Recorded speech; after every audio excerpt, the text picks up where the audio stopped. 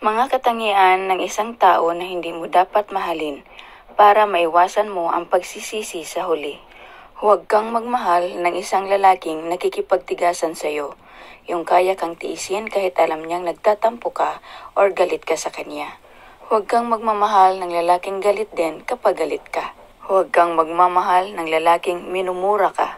Ang babae minamahal, hindi minumura, at ganun din ang mga kalalakihan. Huwag kang magmamahal ng lalaking hahayaan kang masaktan dahil sa kanya.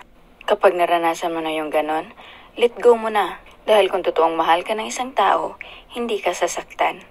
Huwag kang magmamahal ng lalaking patutulugin ka ng may sama ng loob. Huwag kang magmamahal ng lalaking kaya kang tiisin ng buong araw na huwag kausapin.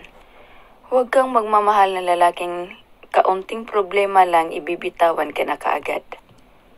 Maaaring mawala ang sigla, maaaring mawala ang kilig, ngunit hindi ibig sabihin ay wala na din ang pag-ibig. Hindi kilig ang tunay na sukatan ng pag-ibig. Tunay ang pagmamahal mo sa isang tao kapag pinili mong manatili kahit nasa pinakamahirap at pinakamagulong sitwasyon.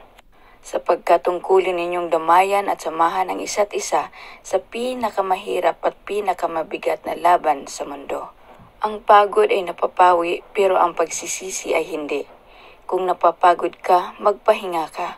Dahil ang totoong nagmamahal, marunong magpasensya. Ang tunay na pagmamahal ay marunong manatili, marunong makontento. Sapagkat masigit pa sa salitang mahal kita, ang salitang mananatili ako sa iyo.